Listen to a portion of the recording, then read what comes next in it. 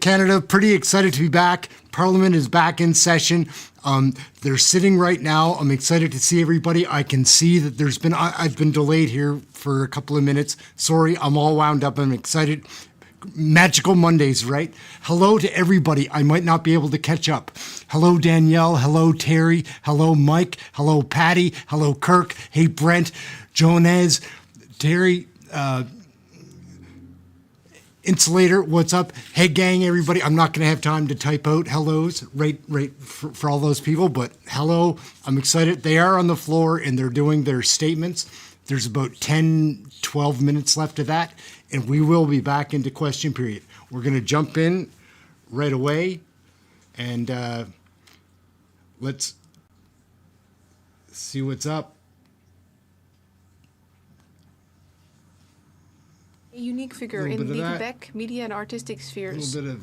Paul Oud died much too young at the age of 69. He had many talents. He was an exceptional communicator and a living encyclopedia. He had in-depth knowledge of many subjects and a deep mastery of the French language. Sorry.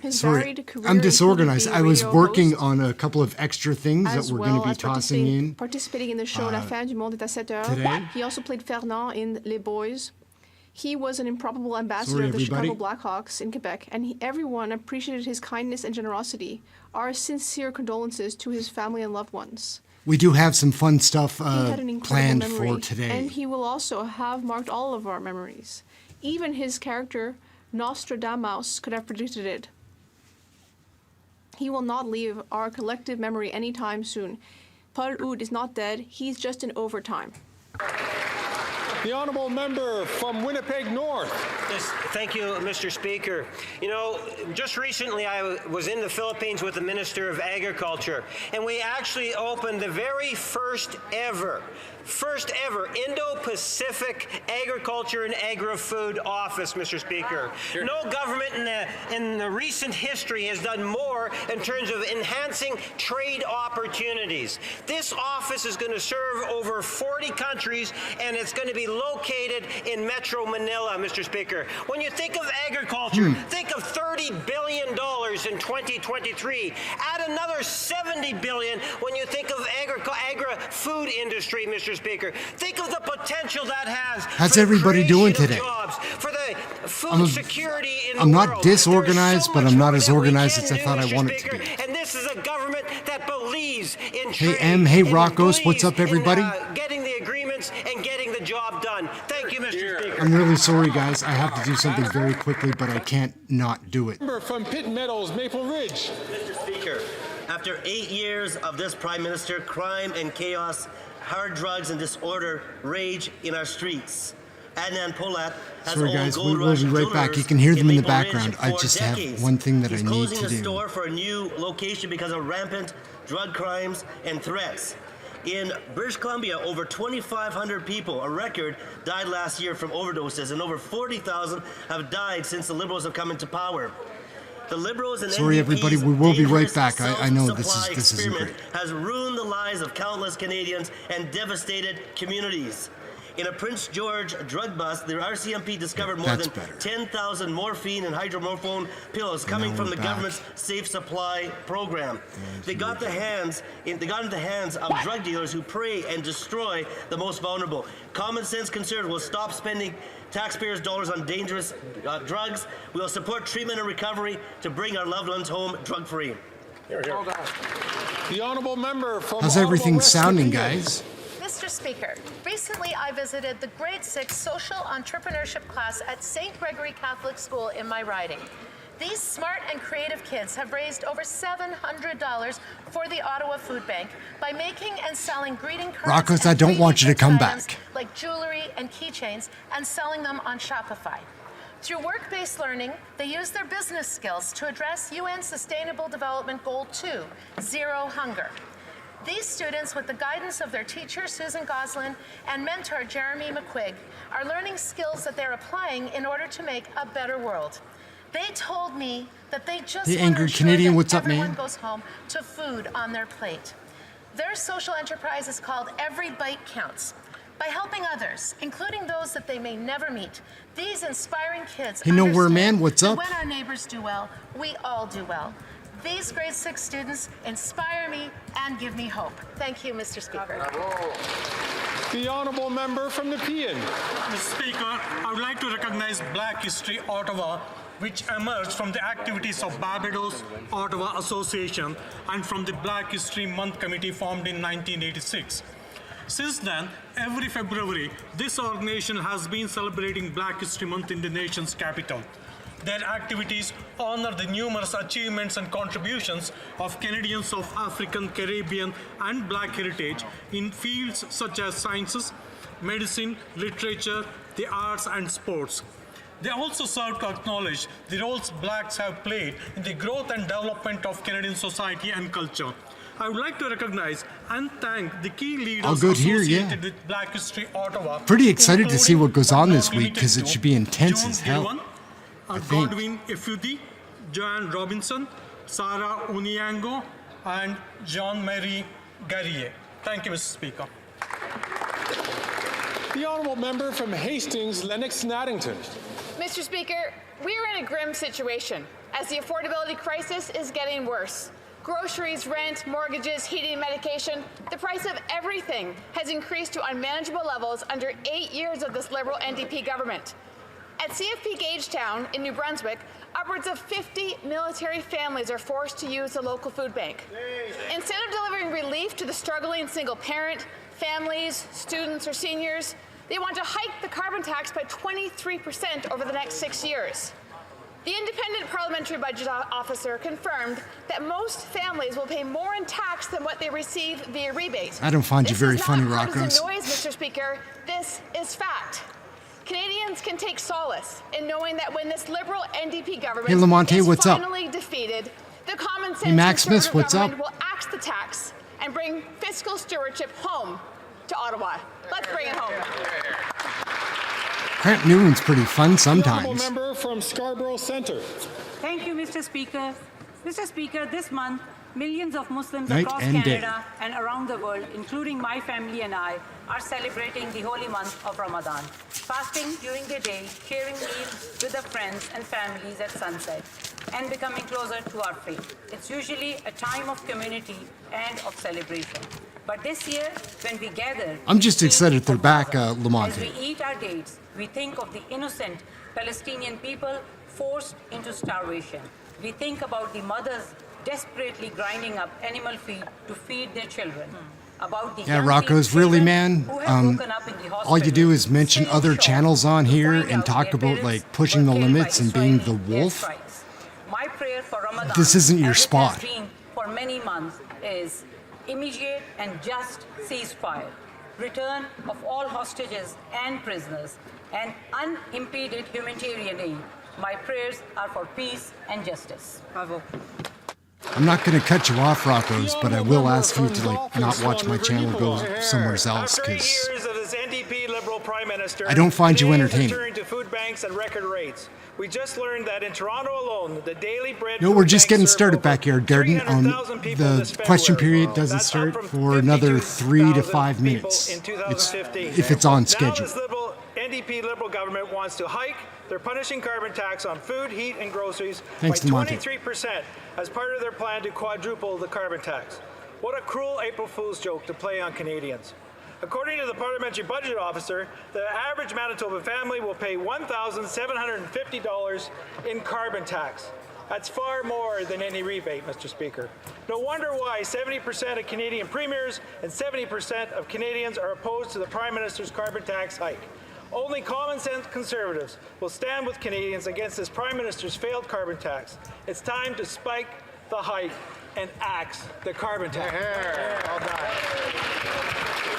The honourable member from Tobic-Mactaquac. Mr. Speaker, 7 out of 10 premiers around the country have stood against the carbon tax. Now even the Liberal Premier of Newfoundland has come out and said that it's not working and is not worth the cost.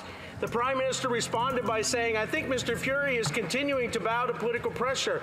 Mr. Speaker, this isn't just political pressure. This is the overwhelming consensus of Canadians from coast to coast to coast.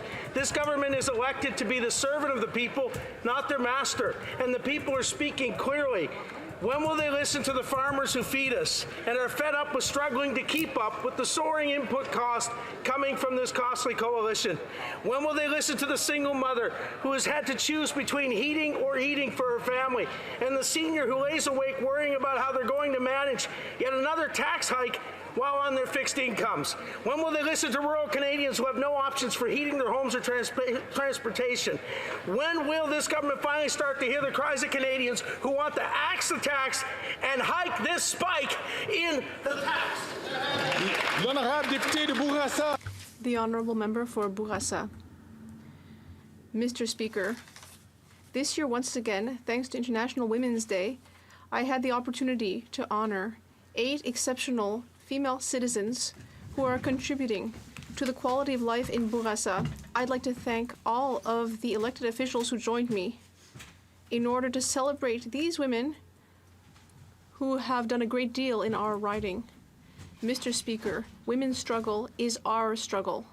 For the 7th edition, I was pleased to give medals to 8 women in Bourassa: Elena Adipietro, Julie Bessette, Julie Mayer, Renée Dagenet, Huguette Péloquin, Keisha Estimé, Yves Torres, and Sly Toussaint. I'd like to congratulate all of them. Thank you. The Honourable Member from Hamilton Centre. Today I will read Hey, Sarah, what's up? How are you today? Expert Dr. Artie Amisis has to say on the legal framework for Palestinian statehood.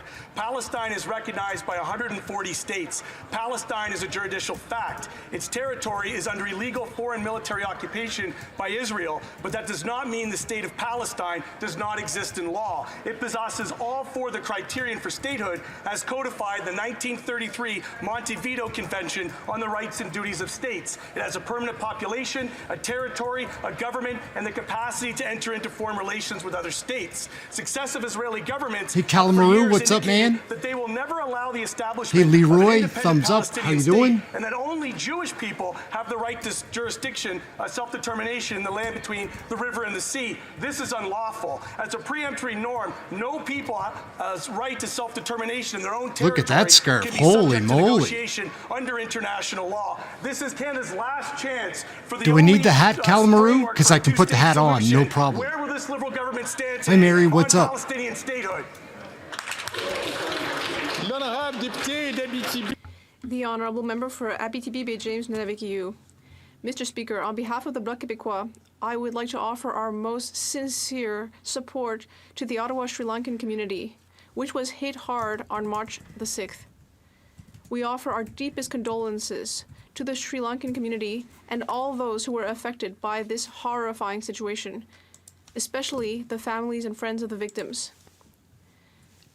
Mr. Speaker, it is truly heartbreaking to think about this father who's in the hospital and whose life has been completely upended by the terrible loss of his spouse and their 4 children. We hope that he will receive all the support that he needs to get through this inconceivably tragic situation. I hope that such a thing will never happen again. Let us try together to find ways to reduce violence, which leads only to Hello, misery, Marie. What's loss, up? How and are you? tears. Hello, Our Elizabeth. heart What's up? How are you today? stands with Barhaven. Thank you. Blaise Lionheart, how are you? Dundas, South Glengarry. After 8 years of this Prime We're Minister's getting close life to has the never start. been more expensive, and to make matters worse, the Prime Minister is going to play a cruel joke on Canadians on April 1st, hiking the carbon tax again, this time by 23%, as part of his plans with the NDP to quadruple the carbon tax on everyone. That's why 70% of Canadians and 7 premiers are demanding a stop Hello, Janet. to What's this up? How are latest you? tax hike. Even the provincial Liberals now in Ontario and New Brunswick are getting out against these never-ending tax hikes. After 8 years, Mr. Speaker, even Liberals now know that this Prime Minister is just Hey, not worth the Albertini, cost. what's up? The only ones that don't seem to get it are the NDP Liberal coalition here in Ottawa.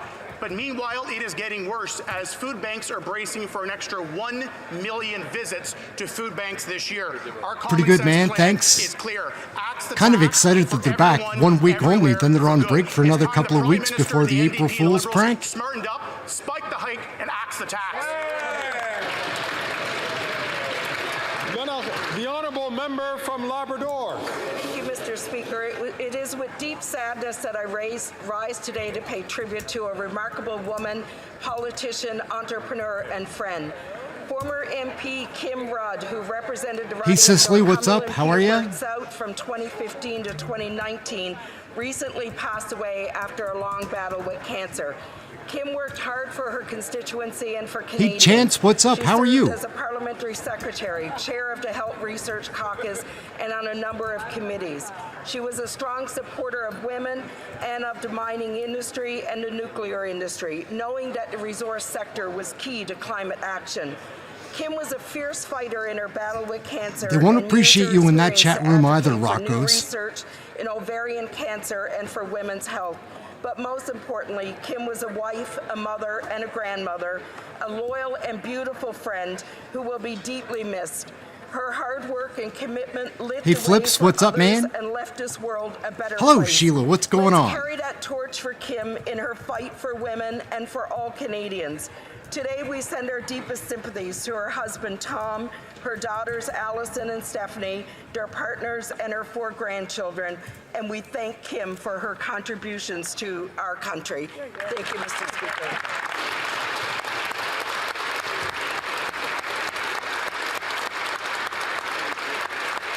Hey, Donna, what's up? How are you? Questions orales. Here we go. Questions. The Honourable Leader of the Official Opposition. Of course. Oh, and we've got a good interpreter. After 8 years fun. of this Prime Minister, he's not worth the cost. Common sense Conservatives are working to fix the budget, stop crime, and build homes, but the Prime Minister not only wants to impose a new 17 cents a litre tax on gas with the support of the NDP and the Bloc, he now wants to impose a decree to close the forestry sector in Quebec. Why does the Prime Minister want to step on Quebec's jurisdiction to kill jobs in the forestry sector? The Honourable... Just try to be nice, Rockos. Like, you're always trying to throw your weight around. No one cares about your weight. Quebec has You don't put have in any. place its own process and for putting a price on carbon. The province is not under the federal regime. The Conservative leader continues to show to what extent he doesn't understand Quebecers by promising to demolish a system that Quebec decided to put in place itself over 10 years ago. It's the Conservative leader who does not respect provincial jurisdiction. The Honourable Leader of the Official Opposition. Apparently, there was an interpretation error. The question was about the forestry sector, Mr. Speaker, that the Prime Minister wants to close with a decree which violates Quebec's jurisdiction. Hello, Steve. What's up? How are you? Conservatives want to defend workers in the forestry sector. Meanwhile, in the Journal de Montréal, we read that these people are hungry. People have had to, the police have had to intervene twice in distributing food baskets. So, hi, Carol. Why is the Prime Minister, with his tax and inflationary deficits, continuing to make people hungry? The Honourable Minister of Finance. Mr. Speaker, the Conservatives are the ones who want to reduce all of the social supports that the federal government now offers to Quebecers. The only thing that the Conservatives understand how to do is cut, cut, cut. They want to cut support for those less fortunate, but we will be there and we will not let the Conservatives cut this necessary aid. The Honourable Leader of the Opposition. While common sense Conservatives are fighting to axe the tax, build the homes, fix the budget, and stop the crime, this Prime Minister is promising a cruel April Fool's Day joke, a 23% carbon tax hike on food, gas, and groceries. This at a time when the Prime Minister has forced 50 families at CFB in Gagetown, military families, to go to food banks. 2 million Canadians every month going to those same food banks. 8,000 as part of a Facebook group where they share tips on eating out of dumpsters. Will the Prime Minister gain some compassion and some common sense and spike the hike? The Honourable Deputy Prime Minister and Minister of Finance. Mr. Speaker, we will take no lessons from the Conservatives when it comes to supporting the least vulnerable in our country. Hey, Robert, what's up? How are This you? is the party that wants to cut the Canada Child benefit. This is the party that wants to cut support to our seniors. This is the party that wants to cut early learning and childcare, which supports so many families. They're opposed to dental care. They're opposed to pharmacare. Hello, Renata, West Newfoundland. How are you? Honourable Leader of the Opposition. Western Bay. Fear and falsehoods to distract from the fact that after 8 years of this Prime Minister, he's not worth the cost, and neither is his carbon tax, which will cost the average Ontario family this coming year $1,674. $1,674 for a middle-class family that's lined up at a food bank, not able to feed themselves or pay their heating bill. Hello, Brian. Will the What's Prime up? Minister give his head a shake, cancel his cruel April Fool's Day joke, and spike the hike? The Honourable Deputy Prime Minister and Minister of Finance. Mr. Speaker, no one here is surprised to hear the Conservative leader talk about fear and falsehoods, because that is what he traffics in every single day. It's his area of personal expertise. Now, what he is proposing is, at least he is consistent. He wants to cut the support that Canadians get, and he wants to cut the support Canadian families are getting from the price on pollution. That's $1,800 Alberta families won't get. That's $1,120 Ontario Hey, families Peter, what's won't up? get. Cut. All they know how to do. The Honourable Leader of the Opposition. So she just brags that Alberta families will get $1,800, but according to the Parliamentary Budget Officer, the carbon tax will cost Alberta families $2,943. Amazing. So the Prime Minister takes away $2,943 and gives back $1,800. Mr. Speaker, it's almost like he's a bank robber who thinks that he's virtuous because he tips the teller on the way out the door. Why won't he spike the hike? What's up, Brad? How are you? The Deputy Prime Minister and Minister of Finance. Mr. Speaker, the Conservative leader should know a lot about living off the public purse. That's all he has done his entire life. Now, when it comes to the price on pollution, this is entirely revenue neutral. The government does not keep a penny. It returns more money to 8 out of 10 Canadian families. That's a good deal for Canadians, Mr. Speaker.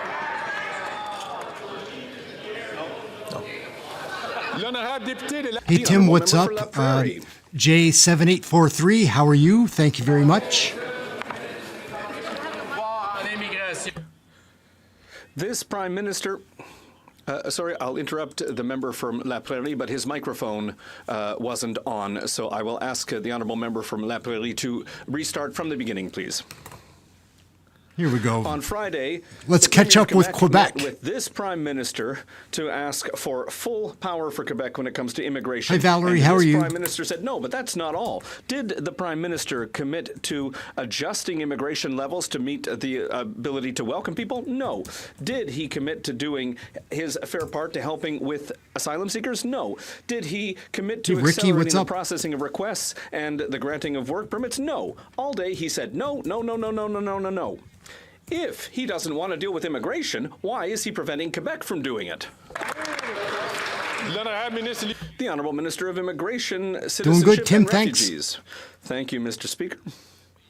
There is Self-educate, no, what's up? How are you? Country in the world, no federal state in the world which would give all immigration powers to a federated state. We have a major agreement with Quebec that's in place, the Canada-Quebec Agreement, which gives a great deal of power to Quebec. There's responsibility on both sides, Canada and Quebec. We will continue our great relationship with Quebec and continue to work, particularly on the temporary workers file. The Honourable Member for La Prairie. Nobody has ever taught this Prime Minister that he could say yes, that he could be a partner, that he has the responsibility to bring solutions and compromises to meetings on immigration. And yet, there's no additional power for Quebec, no money for asylum seekers, no help with welcoming, no accelerating work permits or processing of requests. Not even any thoughts, any ideas on the ability to welcome people. And, you know, the Prime Minister said that he found his job difficult and maybe boring on the weekend. Is that why he's not doing it? The Honourable Minister of Immigration. I wonder what $5.2 billion means for the member across the way. Since 2015, our government, under the Canada-Quebec Agreement, has contributed that. It's a good relationship we have. There was a good meeting on Friday. The member across the way refuses to admit it. There's work that we can continue to do with both governments, and we will continue to do that. From Burnaby South. The people of Gaza are facing unspeakable violence. Thousands of children have been killed, and vital supplies like food, medicine, and water are scarce. Today, the NDP is calling on the government to do everything in its power to stop the violence and release the hostages. Will the Prime Minister vote today for peace? The Honourable Minister for Foreign Affairs. Mr. Speaker, I agree with my honourable Hi, Angus, colleague. what's up? The violence must stop. Hostages must be released. Humanitarian aid must go into Gaza. We need to make sure that Israeli and Palestinian civilians are protected. And that is the position of the government. We will be there to make sure that there is long-term peace in the region, and of course to make sure that there is to make sure that the Jewish community and the Muslim community and all communities across the country are well secured and can live peacefully here as well at home. The Honourable Member for Burnaby South. Canadians are watching, and they're going to see how this government votes. La violence qu'on voit en Palestine. The violence that we're seeing in Palestine and Gaza cannot continue. Civilians are being killed for crimes they did Garage, not what's commit. up? Our motion calls for actions that the Liberals can take to promote peace and justice in the region. Will the Prime Minister vote for peace, yes or no? The Honourable Minister of Foreign Affairs. Thank you, Mr. Speaker. Our position is clear. The hostages must be released. Humanitarian aid, more humanitarian aid must get into Gaza, and we need to make sure that there is peace and stability in the region. And that is why I was in the region recently, last week. That's why the Government of Canada, the country, Canada, we will continue to be there to work towards all solutions, which will include a two-state solution and recognition of a Palestinian state, but also with the normalization of diplomatic relations with the region. The Honourable Member from Regina Capel. After 8 years, this Prime Minister is not worth the cost. And thanks to his policies, millions of Canadians are visiting. Hey, next door neighbor, what's up? How are you? That sounds good. As if prices weren't high enough already, this Prime Minister is planning a 23% hike on the carbon tax in a cruel April Fool's Day joke. Hi, But Ebony. the tax revolt is happening. 70% of Canadians and 70% of premiers are opposed and fighting back. Like in Saskatchewan, where the budget watchdog has determined that Saskatchewan families will pay an extra $2,620 in the carbon tax. So simple question, where are Saskatchewan families supposed to come up with $2,600 to pay his tax? Yeah. The Honourable Deputy Prime Minister and Minister of Finance. Mr. Speaker, I have a lot of respect for the former Conservative leader, and he is a proud MP from the province of Saskatchewan, a province that is proud of its Ukrainian Canadian population. Now, Last week, the current Conservative leader said in a radio interview, he implied strongly he would cut all economic aid for Ukraine. This is a chance for the MP from Saskatchewan to say, does he support that shameful position? Yes or no? Yes or no? Yes. The Honourable Hey, Insulator, what's up? I might have missed you early on. member from Regina Capel. They desperately don't want Bannister to answer Post, for what's the up? carbon tax pain they're causing Canadians. And no one is fooled by the ridiculous rebate ruse this government is selling. That's because Canadians know that the carbon tax rebate was specifically designed to exclude all the secondary costs that go up. My name's when Ehren. the producer, the shipper, and the retailer all have to pay their higher share of carbon taxes. ASW, what's and up? The average income earners, the middle income earners across Canada are worse off even after the rebate. $900 worse off in Alberta, $500 worse off in Saskatchewan, $600 worse off in Ontario. Why doesn't the Prime Minister show some compassion and spike the hike? The Honourable Deputy Prime Minister and Minister of Finance. Mr. Speaker, I'm glad to hear the member opposite talk about the rebate, because that is what it is.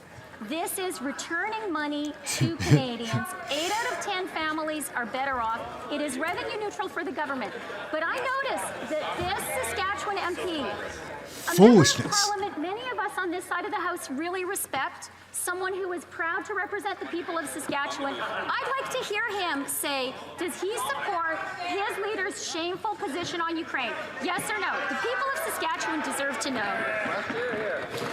The Honourable Member from Thornhill. I don't know what you'd call my role Of here. this NDP Liberal Prime Minister, food bank J7? usage in Toronto is up 500%. Now they want to hike the Landsman's carbon awesome. tax on gas, on groceries, on home heating by 23%, on their way to quadrupling the tax over the next 6 Hey, years. Blue, what's up? What a cruel April Fool's joke. According to the Parliamentary Budget Officer, the average Ontario family will pay $1,674 of carbon tax. Where does this Prime Minister think they're going to get that kind of money? The Honourable Deputy Prime Minister and Minister of Finance. Mr. Speaker, Canadians can see through these Conservatives, and they Hey, Jack D. know that the only thing these Conservatives know how to do is cut, cut, cut, and the people who suffer the most are the most vulnerable. They want to cut the Canada Child Benefit. They do not support dental care, which is helping the most vulnerable PIERRE. among us. They do not support early learning and childcare, which is helping make life more affordable for Canadian families. They are going to push, they want to push Canadians into poverty. We won't let them. The Honourable Member from Thornhill. Mr. Speaker, they've already done that, and we're going to cut the taxes. If you give back $1,000 to an Ontario family, but you take $1,674, liberal math says that's more, but real math says that's less. The Prime Minister doesn't get it. He's not worth the cost, especially for the 300,000 Torontonians who ate in a food bank just last February. They are about to hike taxes by 23% in less than 2 weeks. Why is she the only person in Canada who thinks that raising taxes will lower the cost of food? Doesn't make any sense. So yeah, I'm not sure. Cicely said that I'm a commentator. I think of myself as a host, somebody that keeps it flowing. Opposite really believes her rhetoric about supporting Canadian families. Why does she think that cutting support for them will help? Why doesn't she support Hey, True Blue, what's up? childcare? Why doesn't she support the Canada Child Benefit, which has helped to lift more than 2.3 million Canadians, particularly children, out of poverty? Why doesn't she support dental care, which is helping the poorest Canadians be able to take care of their health and their teeth? That is Conservative hypocrisy, Mr. Speaker. The Honourable Member from Peterborough, Kawartha. After 8 years of this Liberal NDP coalition, food has never been Rachel more Thomas. expensive. Oh, no, In fact, Michelle Ferrari. Food is so unaffordable that Ferrari. 50 active serving military families from CFB Gagetown are using the Oromucto Food Bank. This is outrageous, it is shocking, and it is unacceptable. So, for the 100th time, on behalf of all the Canadians and 70% of the premiers in this country, will they spike the hike, axe the tax, and make food more affordable? Hello, Wolfhound. Thank you so much, Sheila. You're amazing. Extraordinary comment And I'd like to commend the member for being able to say with a straight face. Hey, LJ, what's up? How are you? Because the fact is, Mr. Speaker, we gave members of the Canadian Armed Forces a very significant raise just last year. And when it came before this House to vote for the money for that raise, every single Conservative on that side of the House voted against it. Shame. Mr. Speaker, perhaps they should scrap the crap. Shame. Oh, look at old Billy Blair whipping it out. Helium Hub Crypto Collective, what's up? Hello, Manic, how are you? Members to be very judicious in their use of words, and to making sure, and I'll ask the Honourable Minister to be very judicious in his choice of words. Oh. The Honourable Member from Peterborough, Kawartha. Here we go. Mr. Speaker, that's sharp. exactly the lack of classy response I would expect from a Liberal. Yeah. And the reality is he doesn't know what's going on because clearly he doesn't listen. These are 50 real families accessing a food bank under that Prime Minister's watch. $700 more in groceries a year for Canadian families. Low-income families are most impacted. 1 million more users of food banks this year. Students, seniors, low-income families. Those are the facts. That's what we will keep fighting for. Spike the hike, axe the tax. Yeah, she's fun to watch. The Honourable Minister of National Defence. It will be fun, Maria. How are you today? Many people in this House profess to support members of the Canadian Armed Forces, and yet when it came time to put your money where your mouth is, they weren't there. When it came time to vote for a pay raise for members of the Canadian Armed Forces, every single one of them voted against it. Mr. Speaker, that's the height of hypocrisy. Shame. Shame. Before I move to the Honourable Member for Awesome, Joan. Salaberry-Surrey, I would just like to remind all members that when you're answering questions or asking questions, you need to go through the chair. The Honourable Member for Salaberry-Surrey.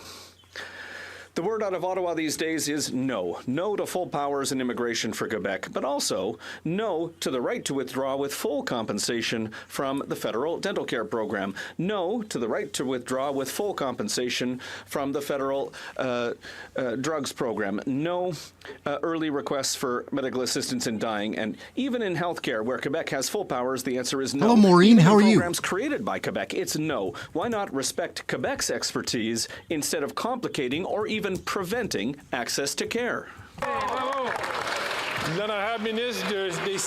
The Honourable Minister of Public Services and Procurement.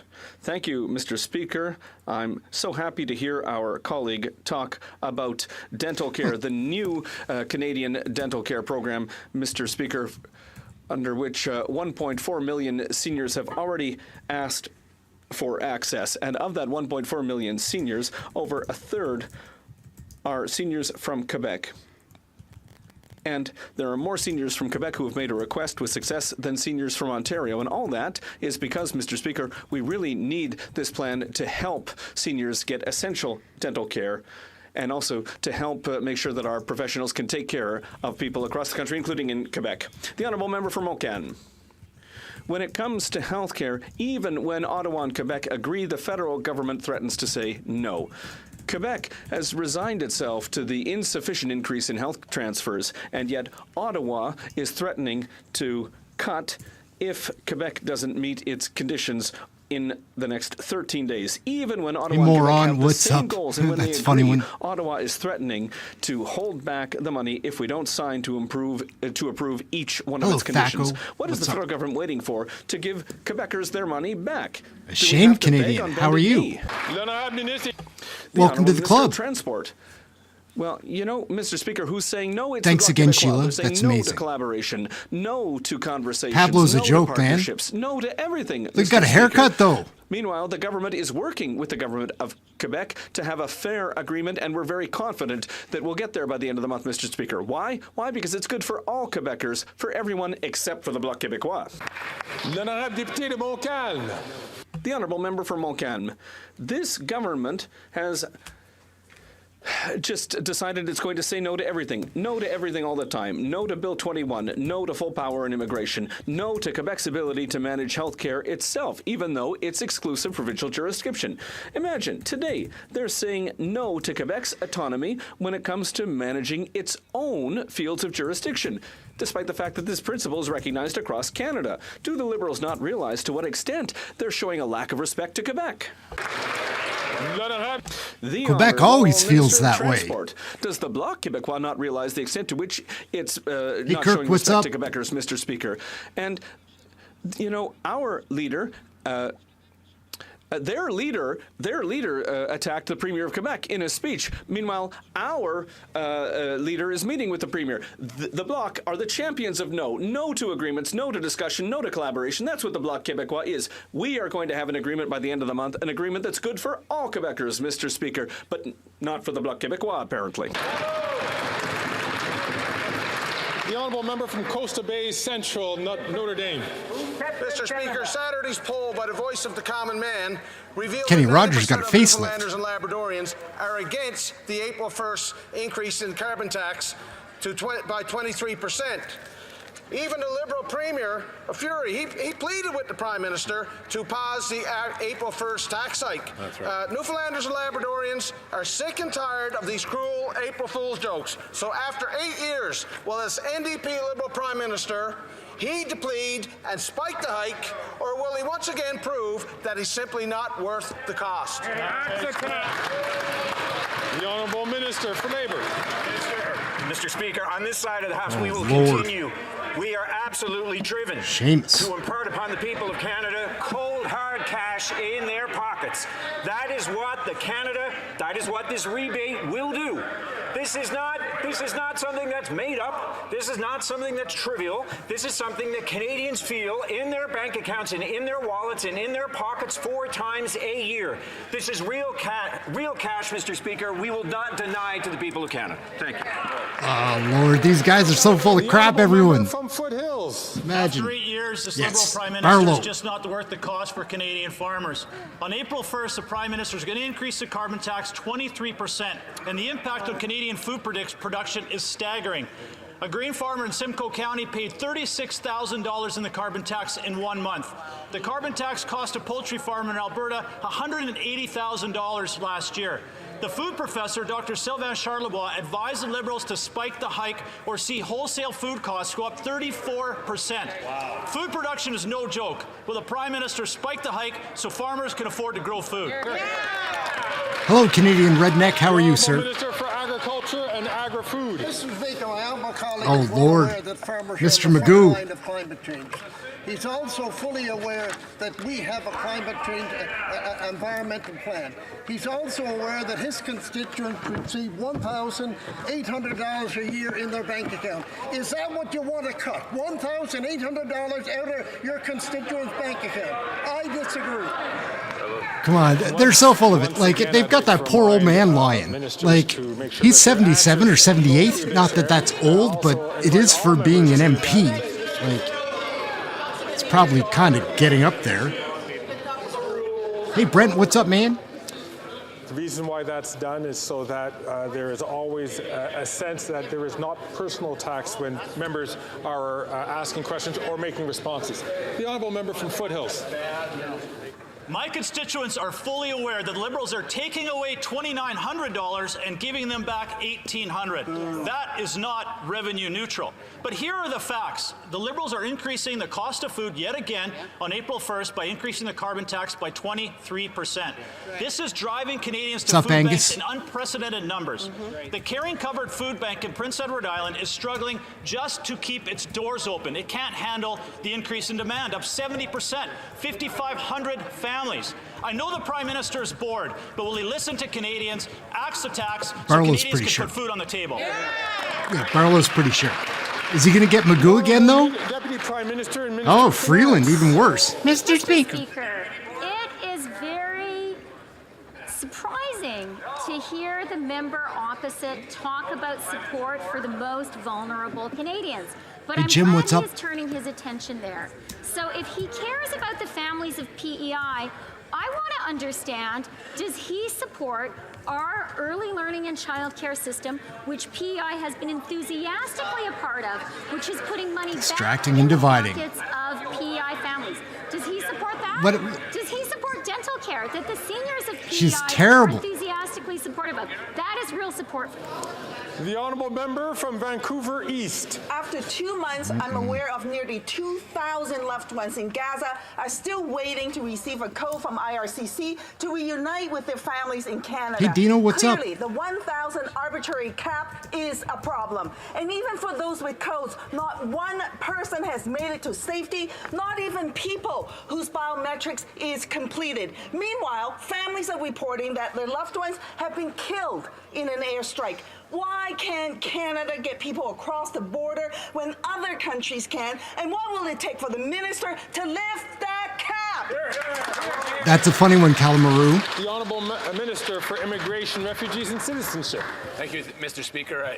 It'll perhaps be cold comfort for the member opposite to find out that we are indeed increasing the number of people that will be eligible to come out of Gaza. There are a number of matters that are beyond our control, notably the ability to extract people from the Rafah Gate. That is something that falls within matters of other governments, which we plead with them to let those people out. But again, we will be relentless in advocating for people reunifying with their family members in Canada, if but for on a temporary basis. Thank you. The honourable member from Hamilton Centre. Starvation of civilians during war is absolutely prohibited under Look at Article that 54 scarf. of the Wow. Geneva Conventions. A Hi, UN Heather. Food Agency just reported that due to the Israeli siege on Gaza, 1.1 million Palestinians are facing catastrophic hunger. And the EU Foreign Policy Chief, Joseph Borrell, stated that Israel is provoking famine in Gaza and using starvation as a weapon of war. So my question is, did the Foreign Affairs Minister at any point during her high-level meetings with the two Israeli cabinet ministers named in the ICJ proceedings raise the plight of starving Palestinians in Gaza forced into famine by Israel? The honourable Hello, minister Mike. for Foreign Affairs. Proto, what's up? Yes, I think we've got a Mr. couple of Speaker, I mics did. today. And you know what? I think I we've will got a never couple of shy Jims away too. from having difficult Hi, Jim. conversations, maybe with the Israeli government, maybe with the Palestinian Authority. And we need to make sure that we will continue to put pressure on Hamas, who is a terrorist organization, to release hostages. We support the discussions that are happening with Qatar, Egypt, the U.S., to make sure, and of course Israel, to make sure that the hostages are released. And we need to make sure that there's more humanitarian access to Gaza, including the support of UNRWA. Thank you so much. The honourable member from Newmarket, Aurora. Mr. Speaker, in recent months, we've heard lots of stories about Canadians with disabilities receiving unacceptable treatment while traveling with Canadian Airlines. Canadians with disabilities have the same rights as all of us. They deserve equal access. Hello, and to be Michael, what's treated up? with dignity. In case I ever miss Minister for anybody, I Transport try said to it best when he catch said everyone, our but airlines a need lot of to moving do parts. a better job for Canadians. So, can he tell us what's happening next? The honourable minister of Did I say Randy? Hey, Randy, what's I up? want to thank my colleague for his amazing work, and I've been clear. What happened was completely unacceptable. All Kenyans must be treated with dignity and respect, full stop. Airlines have to do better. We all have to do better. And the Minister of Diversity, Inclusion, and Persons with Disability and I want to see action now, which is why I'm announcing an Air Accessibility Summit in Ottawa on May 9th. We have to work together to ensure a more accessible, a more inclusive Canada. This is about fairness, dignity, and respect. Is it? Well, Kenny Rogers must have died because Pablo got a haircut. After 8 years of this Liberal government, Hey, Flips. Quebec farmers are feeling the pinch. Tax hikes, inflation, Hello, Iris. and How are carbon you? pricing, which the Bloc would like to radically increase, have led to a general feeling of frustration, according to the president of the Union des Producteurs Agricoles. He says with the rise in interest rates plus the increase in input costs, net farm income is plummeting, and we're talking about virtually zero net income in 2024. Will the Liberal and Bloc MPs listen to the farmers' frustration and vote against the 23% carbon tax hike on April 1st? Hey, Ian The Deputy L, how are Prime you? Minister and Minister of Finance, And Mr. Maeve? Speaker, And Meave? I hope that Hey, the Betty member Zoom, how are across you? the way understands that Quebec the province of Quebec has its own carbon price system. This system was established in 2013. Hey, CC Haig, what's up? Under Quebec's jurisdiction. And I think Quebecers have the right to know if the Conservative Party and the member across the way intend to demolish Quebec's system in place, whether they intend to do this. The Honourable Member for Mégantic-L'Érable. In the St. Lawrence region, 500 farmers escorted by 200 tractors. Also, and on the North Shore in Quebec City, it's a real cry from the heart that our farmers are launching across the province. While farm closures multiply, the Liberals, supported by the Bloc, think it's a good idea to raise taxes on diesel, Mr. Speaker. The Bloc Liberal Coalition Makes no sense, guys. None of has this stuff increased does, really, the right? taxes for those who produce food so that Quebecers can they give up these taxes so Quebecers can continue to eat locally? The Honourable Deputy Prime Minister. Mr. Speaker, I feel that the Premier of Quebec was Mr. Legault and not the member across the way. And it's Quebec that has its own system for carbon pricing. This system is working very well. This system has the support of Quebecers, and the province supports it. We do respect Quebec's jurisdiction and that of the system it's established. The Honourable Member for Louis Saint Laurent. Mr. Speaker, after 8 years of this Liberal government, Canadians know that this government likes to meddle in Over the break, Del Tel got so upset in one of the committee meetings that he spoke in English. We support the True story. 1,600 workers in this sector, but now this Liberal environment minister wants to meddle in areas that are none of his business.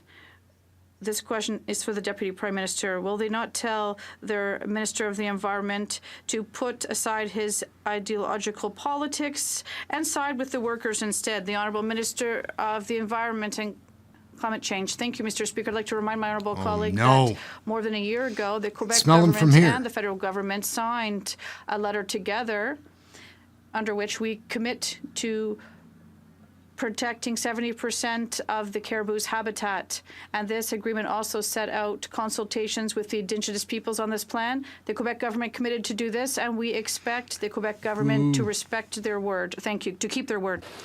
This cabinet is just simply corrupt. They're like, I don't think the Liberal philosophy is corrupt. It works with democracy when you have a conservative side. But that's not what's happening these last number of years. The decision was upheld on appeal and at the Supreme no Court in liberal 2021. Platform. David Lametti intervened to request another trial, saying he was convinced that there had been a miscarriage of justice. But the report from the review group unveiled Thursday that there is no miscarriage of justice. Is the government denouncing the preferential treatment given to former Judge DeLille by the former Minister of Justice, David Lametti? I'd like to thank the member for his question. What I'd like to stress is that we're aware of the situation and we are going to follow up on this. Thank you. The Honourable Member for Saint-Jean. Quebec sets its own immigration targets, they say, and we've said this many times. It's even more unacceptable 2 weeks ago that the minister ordered his officials to exceed the threshold set by Quebec. It's a serious precedent. From now on, the federal government will interpret Quebec's immigration targets not as a decision, but as a suggestion. It's the imposition on Quebec of federal immigration policies inspired by the Century Initiative in direct affront of the spirit of the Canada-Quebec Accord. Will the minister back down and return to discussions with Quebec? The Honourable Minister of Immigration and Refugees. Thank you, Mr. Speaker. I'm ready to answer the question. McDonald. When the member did read if she can reassure me that she did read the accord, the honourable member, I'll be pleased to say that I did do so. But the federal government has absolutely no lessons to give Quebec in terms of successful immigration.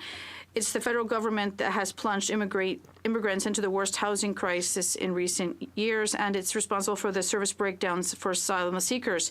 It's the minister's fault that these people don't have the right to work to meet their basic needs. So no, we're not going to accept him unilaterally increasing immigration targets chosen by Quebec. Once again, will the minister respect Quebec's choices? Wiggle, Honourable wiggle, Minister wiggle. of Immigration.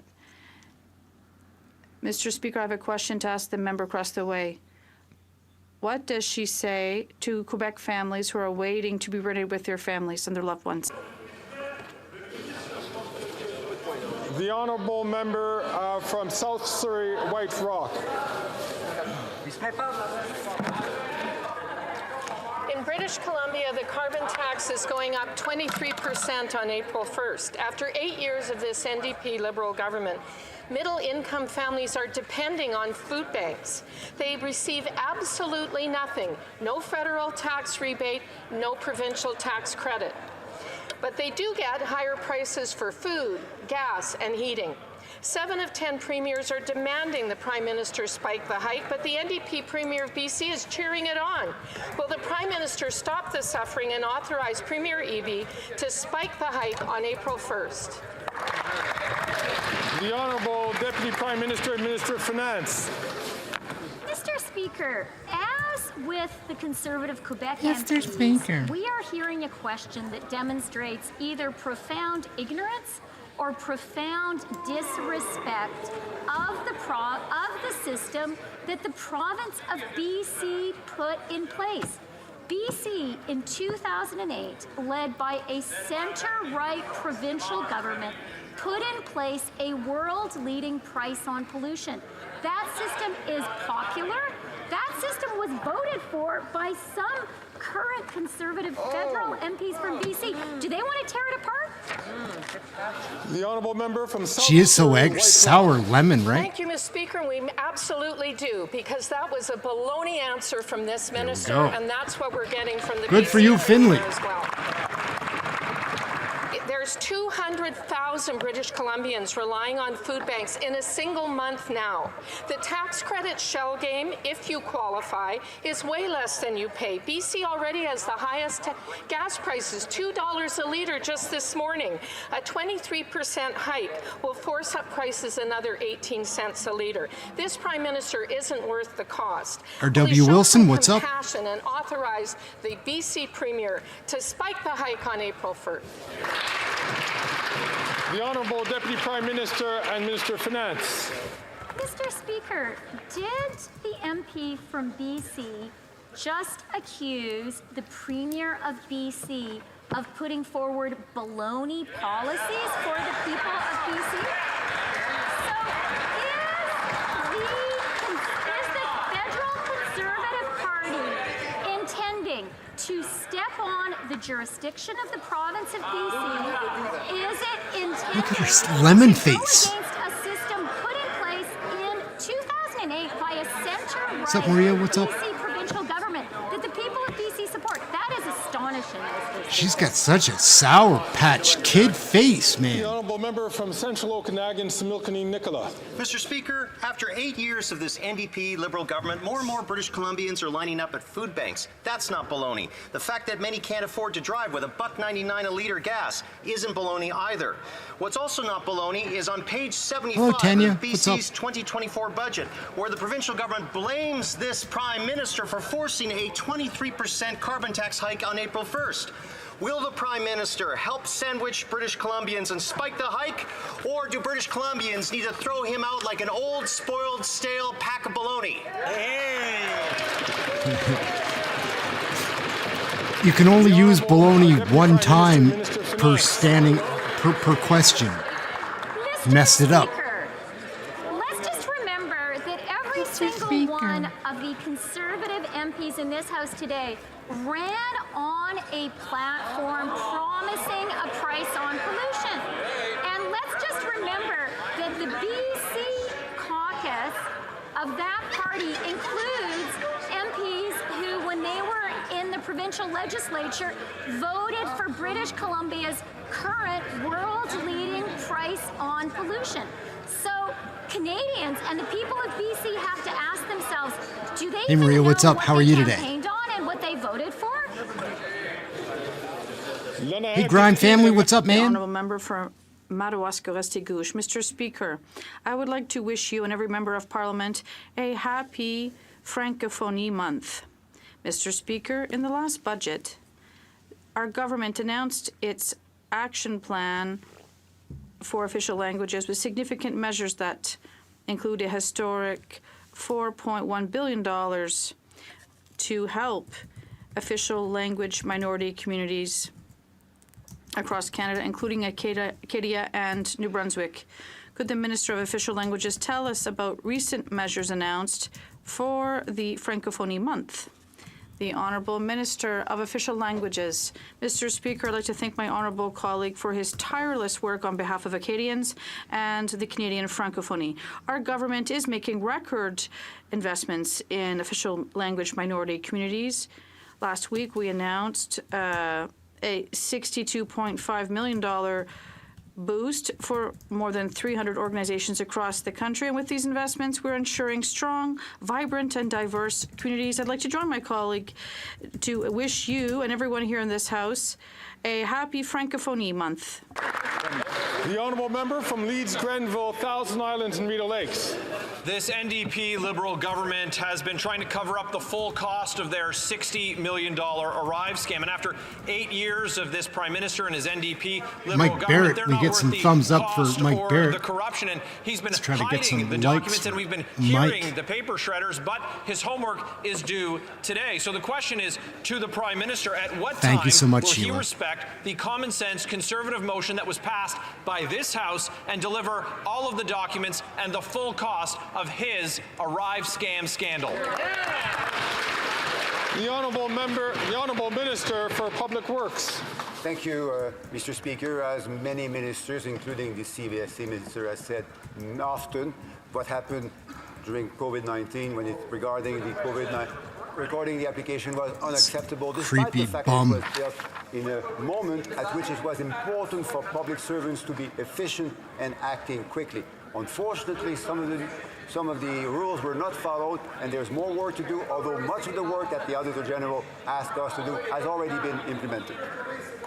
The honourable member from Leeds, Grenville, Thousand All Islands. right, Rideau Mike Lakes. Barrett, Well, what the stud. Auditor General asked in terms of information, this government didn't even want to provide. That's why they voted against having the Auditor General investigate this Prime Minister's $60 million Arrive scam. It's clear that after 8 years of this NDP Liberal government that they're not worth the corruption or worth the cost. That $60 million, Speaker, was for outside consultants. It wasn't for public servants who needed to act quickly. It was for Ottawa insiders who were getting rich, being made millionaires, while Canadians struggle and are now lined up at food banks. This Prime Minister has had weeks. He won't stand up, but we've ordered him to provide the documents. At what time will they be provided?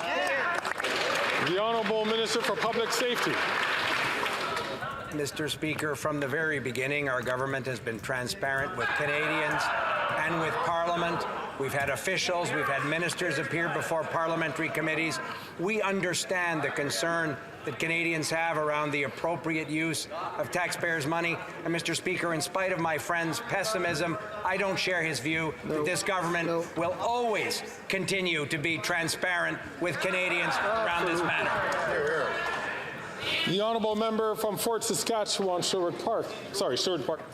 Here we go. After 8 years, This is the fun. Arrive scam scandal has made clear again that this NDP Liberal government and this Prime Minister are not worth the cost or the corruption. That's right. Liberals gave GC Strategies $20 million for Arrive scam alone. Now, last week, Christian Firth from GC Strategies revealed that he got at least $2,600 per hour for subcontracting. Canadians are struggling to put food on the table, and Liberals are giving well-connected consultants multi-millions at $2,600 Hey, Linda, per what's up? How are you? Unbelievable. Simple question. Do Liberals believe that $2,600 per hour was a reasonable rate? Wasn't reasonable. The Honourable Minister for Public Safety.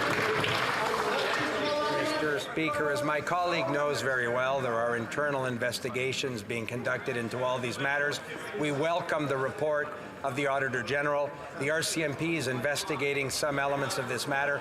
And Mr. Speaker, if at any time People have misused taxpayers' money, or contractors have claimed taxpayers' money for work they didn't complete. Of course, the government will demand refunds as is appropriate. The honourable member from Cloverdale, Langley City. Mr. Speaker, earlier You this need month, a no legislation confidence was vote. introduced in You're the right, other Mike, place, for which sure. affirms the government of Canada's recognition Hello, Rachel, of what's the up? Haida Nation as the holder of inherent rights of governance and self-determination. These types of bills are needed as we move forward on the path of reconciliation with Indigenous communities.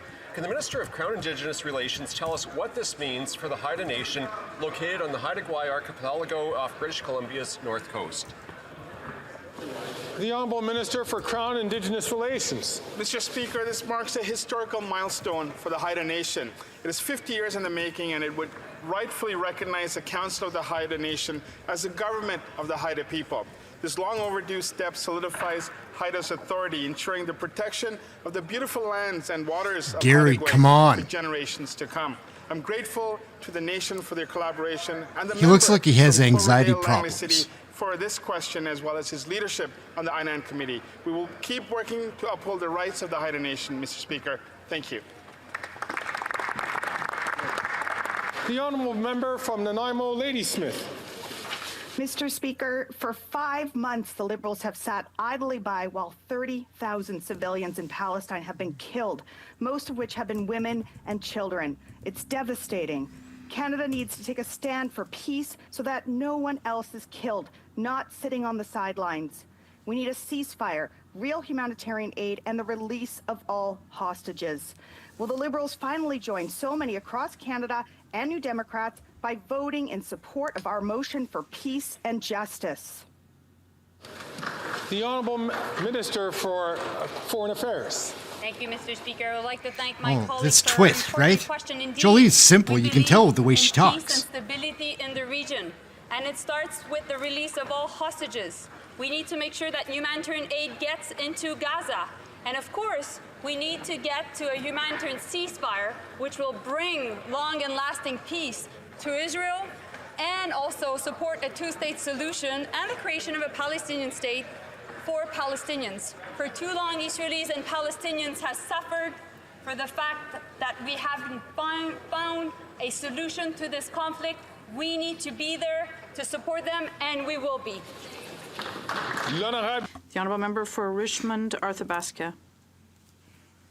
Mr. Speaker, since the Liberal government was Alan elected Reyes in is a very 2015, interesting politician. we've been treated to deficits every single year. The country's debt has been exploding, and since then, more and more people are worried. The cost of living is steadily rising, federal spending seems out of control, and we've seen various financial scandals, and most recently, ArriveCan. My question to the Minister of Finance is extremely simple. Will she finally table a plan to balance the budget when she presents her budget on April 16th? The Honourable Deputy Prime Minister, Minister of Finance. Thank you, Mr. Speaker. And I'd like to thank the colleague for his question. Our government understands the importance of supporting Canadians and to do so responsibly, fiscally responsible.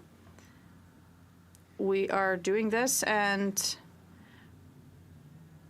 we have maintained our AAA credit rating.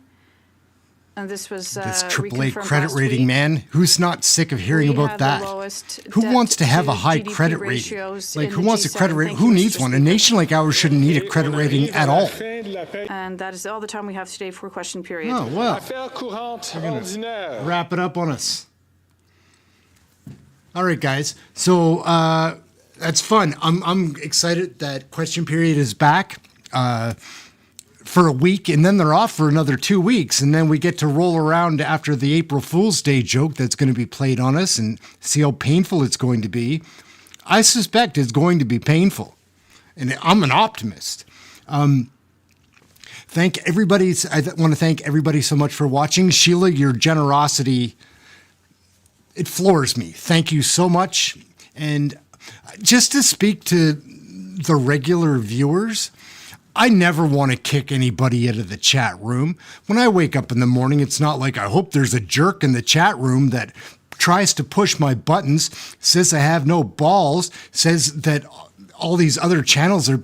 I tolerated Rocco's for a number of these terrible episodes, and I feel like I lose people from my chat room because he's in it. I'm done with that person.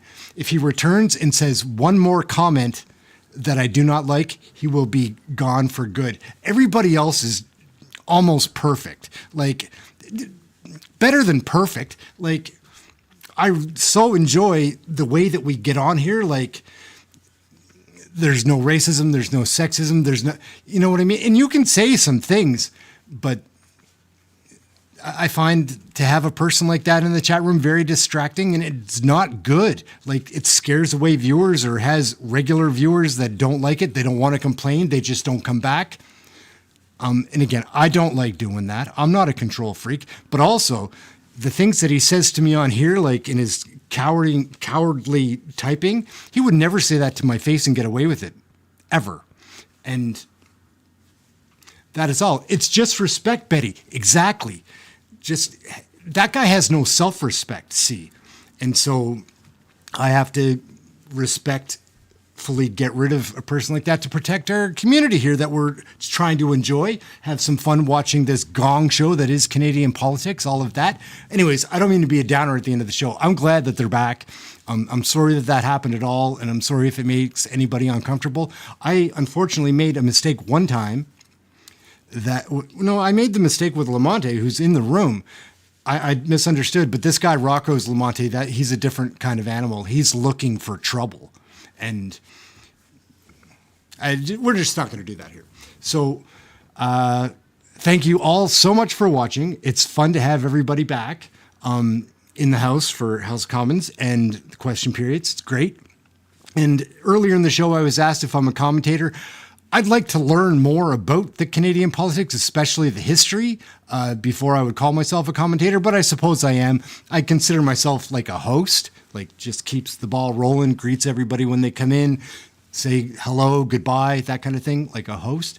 But we're working on it. We're working on our game. I'm trying to get better. I'm trying to get better at the other videos that I release, trying to get better at my shorts, and I do research Canadian politics. Something's happening, and this is going to turn into my this is what I do for a living. We're in between things right now, but we're getting there. Anyway, I just want to say thank you so much to everybody that watches and the regular viewers that show up, the members. Greatly appreciate it. It's a lot of fun. Can't wait for tomorrow. Tuesdays and Wednesdays and Thursdays are the hot days of the week. Trudeau usually is there on Tuesdays. He always plays hooky on Mondays. Always. 4-day weekend for this guy every week, like never there Friday, never there on Monday. And we need an election, guys. Everybody knows that. So yeah, that's it. I'm Ehren. This is Question Period Canada. Thank you all so much for watching with me, taking part in the chat room. It's a lot of fun, and I'm sorry that it got uncomfortable there, but we'll weed those people out like lickety-split. There's very few of them around, really. There's not many trolls, and a bully like that just wants attention, right? So he's not worth talking about, but I'm a little bit distracted because I've been so lucky with the people that watch. Like, it's wonderful. All I have are kind people. When I started the channel, I was like, man, they're going to be hard on you because you're funny looking and you're like, there's a lot of my features that need work. I know that. And I suspected that people would be really mean to me, but they're not. Like, a couple people are, but I don't care about that. Like, I'm aware of how I am, what I look like. I get it. It's been so nice. This group that I've found is amazing. Really is. Like, I'm not lying when I say, like, as soon as I hit, like, end on this live episode, I'm thinking about like tomorrow's and like, oh, it's going to be fun to see everybody again. I love saying hello to everybody. That's just my personality. That's not like, this isn't acting a certain way when I'm broadcasting. This is just me. I probably swear a little bit more in my regular life, but we try to keep it clean that way here, right? So that's it. I'm going to get going. I'm hungry. I need something to eat. And I'm going to go and get that. So thank you all. We'll catch you tomorrow. We'll be back tomorrow at 3 p.m. ready to go. And to any of the new viewers, that have just joined or first time watching us today, come back tomorrow. Check us out. It's more interesting when Trudeau is there, believe me. Like, it's just for variety. I don't like watching Trudeau, but sometimes you take pleasure in watching things you don't enjoy. And I do not enjoy watching Trudeau, but it's more entertaining when he's in the House. Poilievre seems to get up for it a bit more. Hey, Snail Game, how are you? Yeah, we're going to wrap it up. So, ciao, everybody. Thanks for watching. We're getting out. Catch you tomorrow. See you, gang. We're out.